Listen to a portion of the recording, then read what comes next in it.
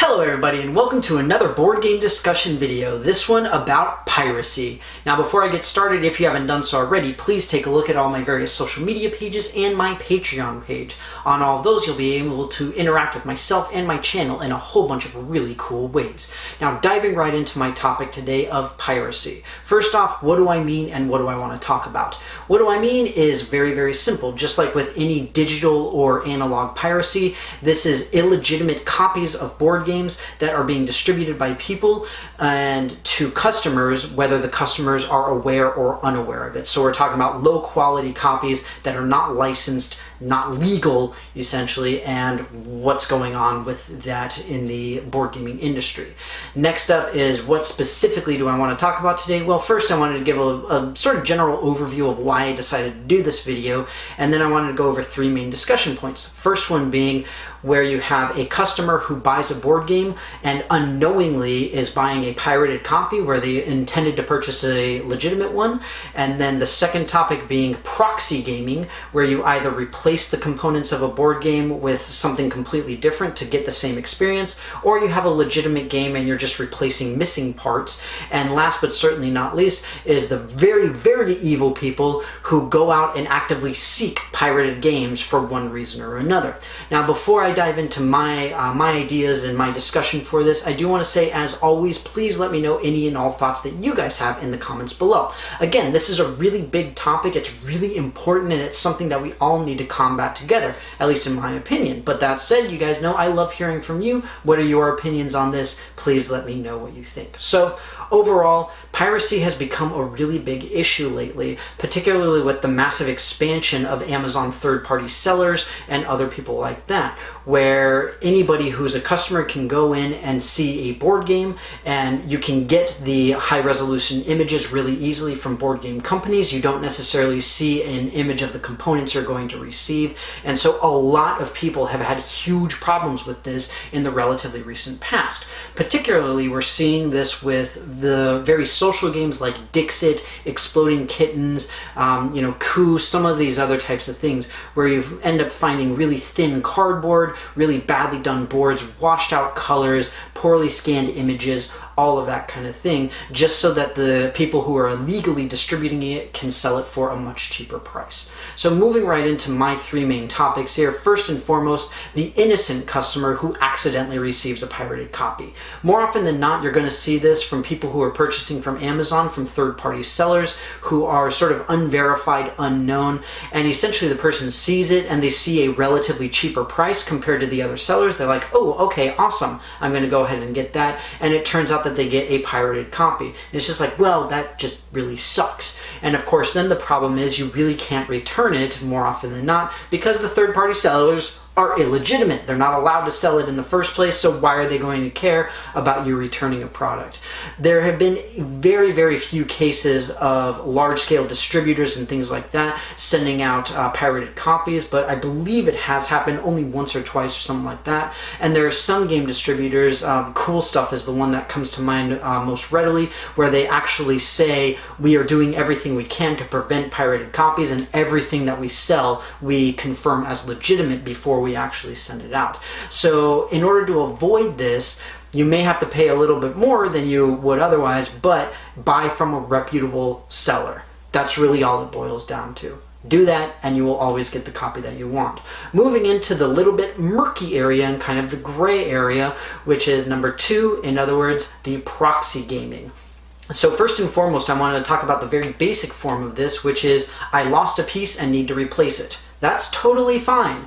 A lot of board games actually tell you that you can do that. They say this resource is not meant to be gone, it's meant to be an unlimited resource, so if you run out during gameplay for whatever reason, find something else that works reasonably well, and then keep on playing. So there are many games that do this as part of their rule books. That said, there are also ones where, maybe you miss a critical die, you miss a player token, something along those lines. It's easy enough to replace and it's very simple.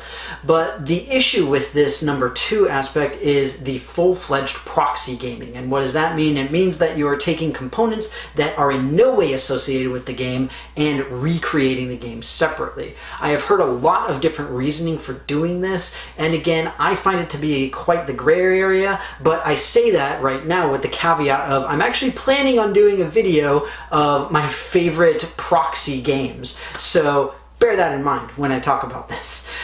Essentially, it's a gray area. It's something that I can see as something that's reasonable to do because you're essentially re-engineering a game or you're reverse engineering it. You will not have the same experience because you don't have the proper components, but theoretically at least you still get the feeling that the game provides. And more often than not, I see this in the context of I want to try out a new game, but I don't want to go ahead and purchase it. I want to make certain that my group enjoys it before we actually go out and buy it, something along those lines. For example, if you have something like this, I mean, I've got TI3, I don't have TI4, but either way, you really wouldn't be able to recreate that with external components, and if you were, it would probably end up costing more than the actual game itself. Same thing with games that utilize a lot of art, such as Dixit. You really need to have the artistic aspect in that in order to make the game work properly. So game proxies work with some games, not with others, and the ones that it does work for tend to be relatively inexpensive as it is. So if you're just trying it out and you want to see if everybody likes it, that's fine by me. Go ahead. I've honestly done that myself. But moving into number 3, these are the people who are going out and actively seeking pirated, illegally distributed copies of board games. These people are the problem. These people are the ones who are doing something that is absolutely illegal and completely wrong. The board game industry is comparatively small to when compared to something like video games, and so we need to make certain that we we need to make sure that we support developers, publishers, and distributors, the proper, legitimate ones. And the problem is, more often than not, what I'll see when people are buying these pirated copies deliberately is they're just like, oh, I just need to save money. And we're talking about buying what is normally a $15 or $20 game for $9 or $10. It's like, okay, yes, you're saving money, but are you really saving so much that it's worth that? I mean, is it really worth it? Are you really going to try to buy a pirated copy of something really big like Twilight Imperium? Does that make any sense to even attempt to do? I honestly do not see the appeal.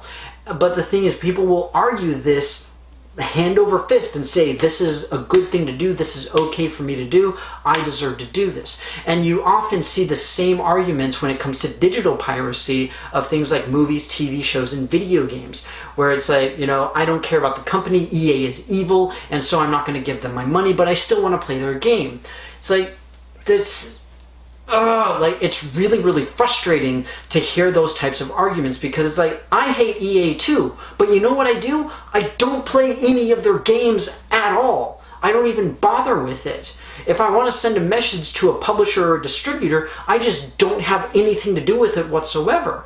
Not even playing a pirated game, because if you play a pirated version of the game, then the company is still seeing that people are playing it. So what are they going to do? They're going to just try better at preventing piracy.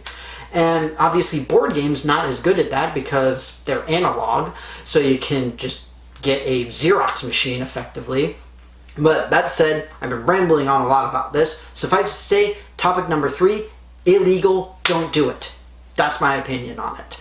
I know people who have done it. I hate the fact that they have done it, and whenever I possibly can, I refuse to play pirated copies of games that were purchased deliberately because they were cheaper and they were pirated.